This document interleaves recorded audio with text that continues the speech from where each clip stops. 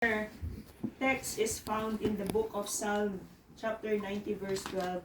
I know you are all familiar with this verse because normally and more often they use this text as a theme when we celebrate someone else's birthday. Amen. Sabi ni Moses, because it's Moses who wrote this chapter. Amen. Sabi niya, ipaunawa niyo sa amin na ang buhay namin ay maiksi lang upang matuto kaming mamuhay ng may karunungan. Our meditation is about 1 year past, 1 year closer to meeting the Lord. Praise the Lord. 1 year past, 1 year closer to meeting the Lord. Customarily, here in dito sa mundo, celebrating birthday is one of the most familiar expressions of people. Di po ba? It's very automatic na sa atin. Automatic na yan. Kapag may birthday, may celebration. And as common people, when, nung tayo hindi pa nakakakilala sa ating Panginoon, we had a different way of celebrating birthday. Yes, we are happy that there's another year added to us and another year is passed. And that is the common thinking of people here on earth. But because we are believers, tayo ay mga mananampalataya. Sabi sa English nito, teach us to number our days with a heart of wisdom. Teach. Yan. Big sabihin, kailangan pala matutunan natin kung paano dapat natin bilangin ang bawat araw na dumadaan sa buhay ng tao. Now, what is it that it is so important to know how to number our days? Ibig sabihin, to know how to number our days, there is a certain measure. Right? Pag sinabi mong teach us how to number, turuan kung paano natin bilangin. Ibig sabihin, there's a certain measure that we have to count. Amen. Ngayon, why do we need to know how to count or to number our days? First and foremost, because our life is short. Mas madaling magbilang kapag ang buhay ay maikli. Di po ba? Mas madaling magbilang kapag kaunti ang binibilang. Oh, hello, hi! We recognize our visitors. Kayla. Oh, Kayla din ang name niya. Hello, Kayla. Welcome. Kayla din ang name niya kasi. That's you. Okay, why is it important now that we need to know how to number our days? First and foremost, I'd like to read this in Amos chapter 4, verse 12. It is because the Lord requires that in meeting Him, we must prepare. Diba? Ang buhay ng tao ay maikli lang. So, kapag ating ihaharap ang ating sarili sa Panginoon, mayroon kailangang paghahanda. Amen? Sabi dito, therefore, this is what I will do to you, Israel. And we know that Israel is the nation of the Lord. In the Old Testament, Israel is the nation of the Lord. In the New Testament, we are now part of the Praise nation the of the Lord. Lord. Right? So this is the same to us. Right? Therefore, this is what I will do to you, Israel. And because I will do this to you, Israel, prepare to meet your God. And preparing to meet our God is numbering our days with the heart of wisdom. Okay? Dito po. Sige po, aalis na tayo. Okay. Hindi pa naman magkakapalit ang mga mukha natin dito. Amen. Alright. Sige po, dito po. You can understand. Okay. Alright. So again, just a quick recap, no? Our topic is about 1 year past, 1 year closer to meeting the Lord. Amen. We need to count because there is a certain measure that we need to count. And that is none other than the life. The most important of all. Why do we need to know how to number our days? Because first, life is short. Okay? Maikli ang buhay. Sabi sa Amos 4:12, why do we need to know how to number our days? Because when we meet our Lord again, the Creator, the giver of life, there is a certain preparation we need to do. That is why what we do here is your preparation. It's either your preparation to having the Lord eternally or to be away from the Lord eternally. Okay? So sabi dito in Psalm 39 verses 4 to 5, and I'd like to read this in Amplified Version. Ayan. It says here, Lord, let me know my life's end and to appreciate the extent of my days. You see, can you see it from there? Ayan. So, sabi dito sa verse 4 muna tayo. Ayan, in Amplified Version, Psalm 39, 4 and 5. In verse 4, sabi, Lord, let me know my life's end and to appreciate the extent of my days. Let me know how frail I am, how transient is my stay here. When we speak about transient, that means it is short. Tama po? Di ba may mga transient house? That means it's a short stay. Right? And our stay here on earth is too short. Is too short to count. Is too short to number. That's why if we will continue on reading, it says in verse 5, behold. Sige, okay na po tayo sa verse 5. Yan. Palakin na lang po. Yo. Taas konti. Taas. Yo. Okay, so here it says, behold, you have made my days as short as handwidths. You know what handwidths is? Praise God. Brother Joseph. Praise Isa na lang. Ma-rapture na tayo. Isa na lang. Okay. Alright. So, can I just please ask every one of you to raise your right hand? You see how wide your hand? That is how short the life of man is. You see that? Yan yung ginamit na scale. You see, behold, you have made my days as short as my handwidths. Sa paningin ng Panginoon, itong hand breadth, kasi ito, finger breadth ang tawag dyan. Right? Ito, hand breadth. Meaning yung width of your hand. In the eyes of the Lord, that's how short the life of man is. So, mabibilang mo talaga sa kamay ng Panginoon kung gaano kaikli. The Lord's measure of life is too short. The Lord's measure of man's life is too short. Right? At sabi pa dyan, tuloy natin, and my lifetime is as nothing in your sight. Surely, every man at his best, kaysa pinaka-best pa na buhay na version ng tao, is a mere breath. Ay gaya lang ng isang hininga. Is compared to just a mere breath. A whisk. O sige, huminga nga kayo. Huwag masyadong malakas.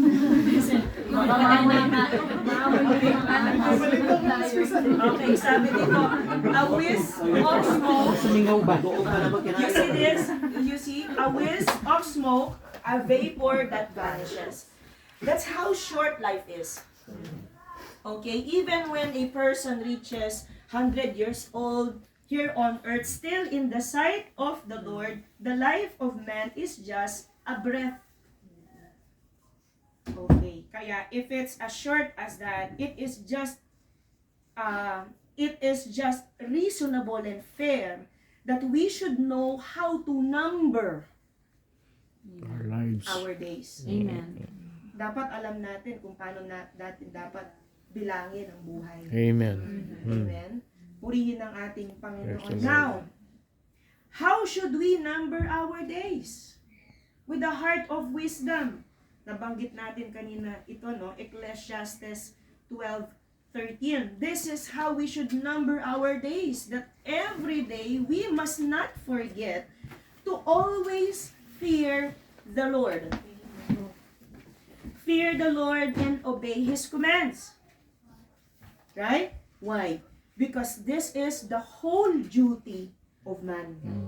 Sabi sa King James Version, that is the whole duty of man.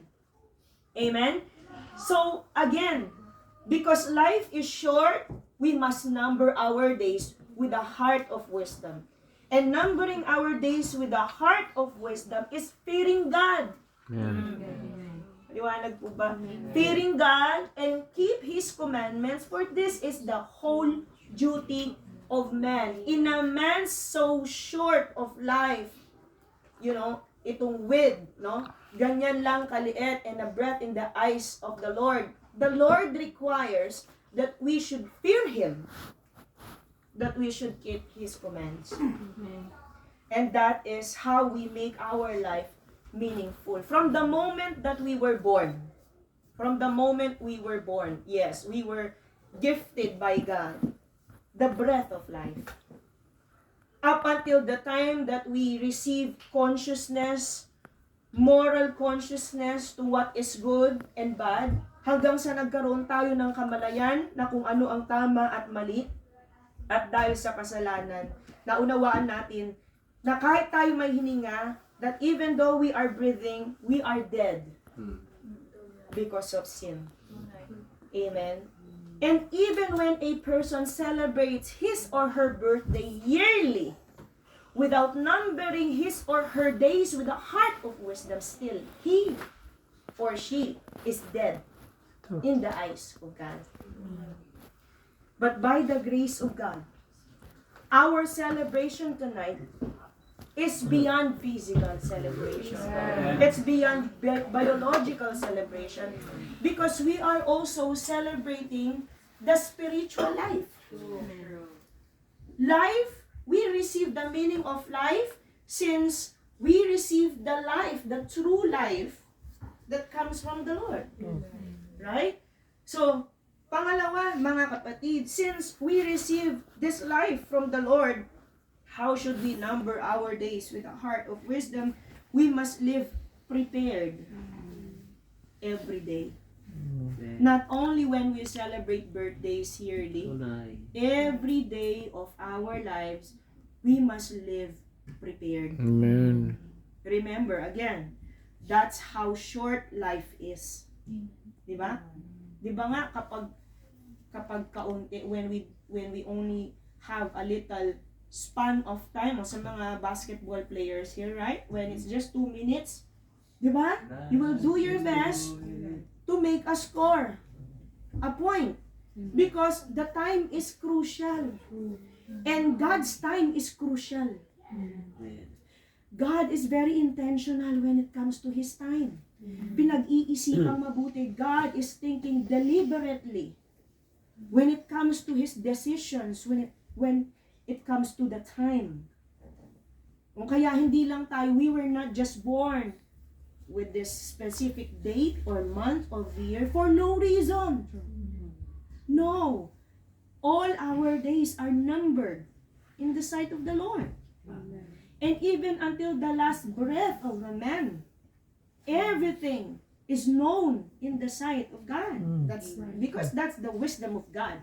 Kung kailan tayo mapapanganak, kung kailan tayo mamamatay. So now that we know how to number our days, we must live prepared, not every birthday, but we must live prepared every day. Di po ba, mga kapatid?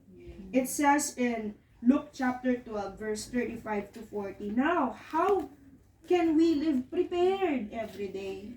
May I ask you, when you go to work and you know you got 8 hours of shift, what would you do before going to work? Prepare. Of course, you will prepare. Right? You will prepare the right uniform, kung may uniform man. You will prepare even your food. Right? Hello, welcome. Hello. You will prepare as well even yourself. Before you go to work, you want to prepare your physical body. You want to have a good rest, good hours of sleep, right? Same as how we number our days. How do we live prepared? We must be dressed ready. Dressed ready for service. And keep your lamps burning. Why? What's the meaning of lamp? Lamp symbolizes the Holy Spirit. Only those who possess the Holy Spirit, only those whose Holy Spirit is fiery, is fervent, can survive until the coming of the Lord. Amen. And that is how we must live prepared. We must make sure the lamps are burning. Amen? Kailangan pala ang ningas, no? The fervent spirit should always remain within us. What is life without the Holy Spirit? What is life without the Spirit of God? Right? Therefore, it's not life. It's death. Amen? Kaya mga kapatid, like servants waiting for their masters to return from a wedding banquet, so that when he comes and knocks, they can immediately open the door for him. It will be good for those servants whose master finds them watching when he comes. Truly, I tell you, he will dress himself. He will dress, is that right? Himself to serve, will have them recline at the table, and will come and wait on them. It will be good for those servants whose master finds them ready. And even if he comes in the middle of the night or toward daybreak, those servants, But understand. but understand this, if the owner of the house had known at what hour the thief was coming, he would not have let this house be broken into. You also must be ready, because the Son of Man will come at an hour when you do not expect him. That is why we must live prepared every day. We must always consider every day as our last day. Diba? Kailangan, the way we look at every day, it's like the last day before meeting the Lord. Because when you know that's your last day, you will prepare. Amen. And since we are in the last days, every day matters. Bawat araw ay napakahalaga. Sorry. Samoan. Hello. Hello. At least everyone can relate. Amen. To God be all the glory. All right. So we must really live a life that is prepared. Not only when we celebrate birthdays, but every day of our lives. It says here in 1 Thessalonians chapter 5 in verse 2, living prepared every day is not just about doing your activities of daily living. It's not just about waking up, having a shower, go to work, come home, eat, rest, sleep, wake up the next day, so on and so forth. That's not what God requires. There is a certain preparation that God wants to see from us. For you know very well that the day of the Lord will come like a thief in the night. The Lord is not the thief, though. The manner of the coming of the Lord is like a thief, because a thief comes so swiftly without the consent of the owner of the house. Right? That's how quick it is. Right? That's why ano pang sabi sa susunod hanggang verse 5. In verse 3, to God be all the glory up until 5. There you go. While people are saying peace and safety, destruction will come on them suddenly as labor pains on a pregnant woman, and they will not escape but you, brothers and sisters. Now, this verse is particularly to the family of God. This shows a familial relationship. Not all, but only those who are related to the Lord. Okay? But you, brothers and sisters, are not in darkness, so that this day should surprise you like a thief. You are all children of the light and children of the day. We do not belong to the night or to the darkness. In verse 5. This verse. Nabasa na natin. So, we do not belong to the night or to the darkness. So, living prepared on a daily basis is no longer living in darkness. Amen. It's living under the guidance of the Lord. Di ba? Yan ang awit ni Gary V. Yung you are my life, you are the land on my feet. Because it is so hard to walk in an environment where it is so dark. Natry nyo na ba yan? Have you ever experienced walking in the dark? It's hard, right? There's no lead. There's no guide.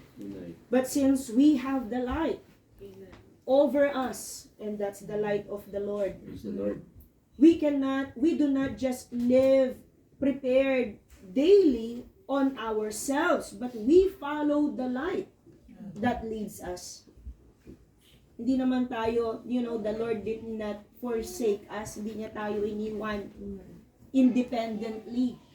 Right? He let us live dependently on Him. And that is how we live prepared. When we live with the Lord. Diba? It says in John 15 verses 4 up until the following verses that there is nothing we can do if we are away from the Lord. Amen. Truly. Apart from the Lord, even a man plans the best plans he can do. Even when he plots all the best visions in life. You see, the Word of God says, apart from Him, we cannot do anything. Can you see that verse? Can you find it? 4. Verse 5. I am the vine, you are the branches. If you remain in me and I in you, you will bear much fruit. Apart from me, you can do Amen. nothing. So even when a man prepares his life on a daily basis, apart from the Lord, we cannot do anything. So we must not forsake the Lord in our preparation. We must not forget our Lord in our daily lives. Lastly, how does a man who knows how to number his days live with a heart of wisdom? Pangatlo, he knows how to finish what he started. Right? He knows how to finish what he started. Therefore, we must finish the race. Amen. Minsan kasi talaga, it is more often than not, or normally talaga, when a man celebrates birthday, when a human celebrates his birthday, he forgets that there is a race to run, that there is a course to finish, and in this course, the Lord requires us that we must finish it faithfully. That is how we number our days. We do not count from the beginning and do not finish the counting. When we number, we start from the beginning, we finish to the last. Right? Otherwise, you cannot even indicate a certain measure unless you finish your counting. How can you even count a quantity without finishing what you're counting? Yes? Paano mo masasabi na ito lang kaikli kung hindi mo binilang? Paano mo masasabing ganito lang kakonti kung hindi mo binilang? Kaya, kailangan mong tapusin ang pagbilang. You must finish the counting so that you know whether you have finished the race. And that is how we should live a life. Live a life with the presence of the Lord. Amen? Sabi dito in 2 Timothy chapter 4, verses 7 to 8. To God be all the glory. Yan. That there is this race that we must faithfully finish. Sino sa atin who among us are athletes? No one. Before? Like running, like marathon. Diba? I think part of our physical education, no? We did not have, you do not have physical education here. Diba? Like running, something like that, no? Physical Like exercise. sports. Oh, okay. Alright, it's okay. It doesn't matter. What matters is the race that our Lord wants us to finish. Amen. I have fought the good fight.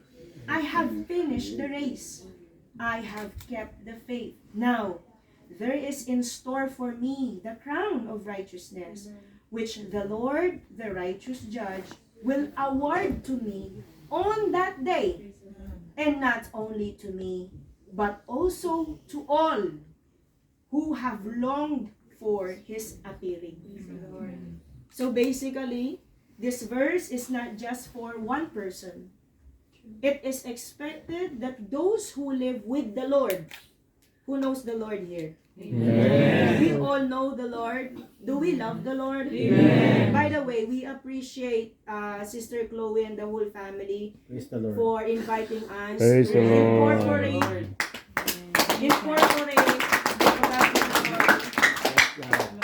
incorporate in the meal the Word of God. Amen. Right? Mahalaga nakasama sa menu. That part of the menu first and foremost is the Word of God. Because, di ba, Matthew 4:4, we should not live by sisig, caldereta. We should not live by sumptuous food alone. The Word of God says, not just by bread alone, but by the words that proceed out from the mouth of God. See? Man shall not live on bread alone, but on every word that comes from the mouth of God. And so the Word of God is important Amen. for us to be able to finish the race.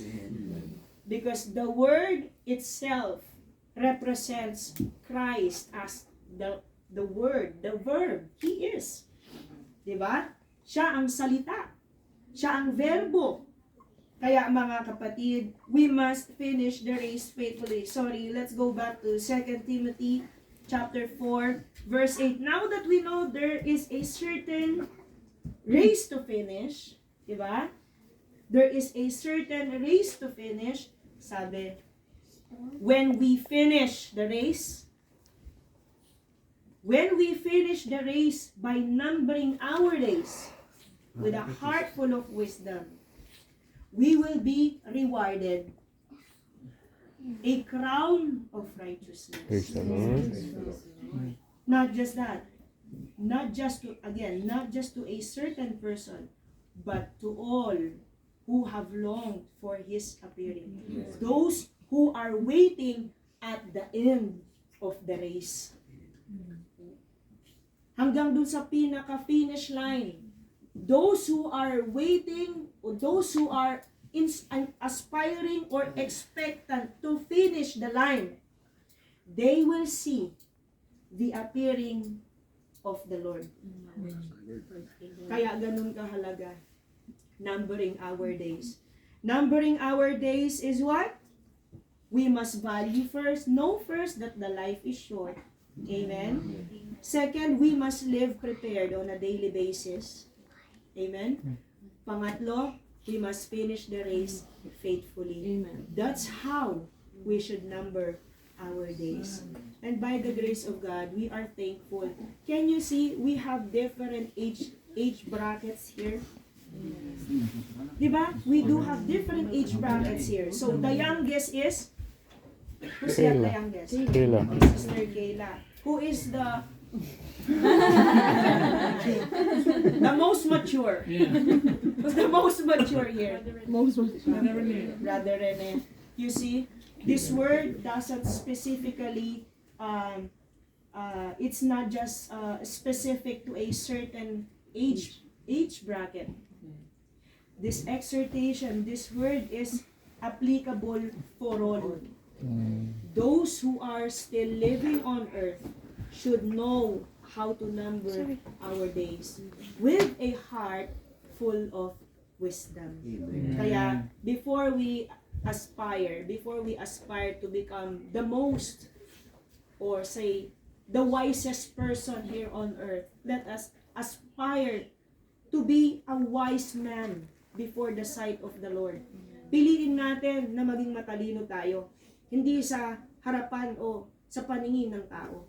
Piliin natin, let us prioritize even more, all the more, amen, more than ever, how to be wise in the presence of the Lord. And what is the most inspiring and the sweetest affirmation you could ever hear from the Lord when you finish the race, when you know how to number your days with a heart of wisdom? In Matthew 25, verse 21, who wants to hear the voice of the Lord? Amen. Especially when you finish the line. Diba? Ano ang sasabihin ng Panginoon? His master replied, well done, good and faithful servant. You have been faithful with a few things. I will put you in charge of many things. Come and share your master's happiness. Master's happiness. Not only when we are still living here on earth, but when the Lord comes, He will entrust you. He will make you in charge of many things. Simultaneously, when we are reigning together with Him. Habang tayo ay naghaharing kasama niya, kapag masumpungan niya tayo, when we are found faithful in the eyes of God, we will reign with Him, and He will make us in charge of great things. And we will enjoy the happiness of our Master. That should be our goal. That very moment that we will hear from the Lord, well done. Well done, Sister Chloe. Praise the Lord. Well done to all. Wellington brethren. Well done to our visitors. Lord. Only when we decide to number our days with a heart of wisdom. Let us pray. And let us all rise, please. We shall pray for our sister Chloe.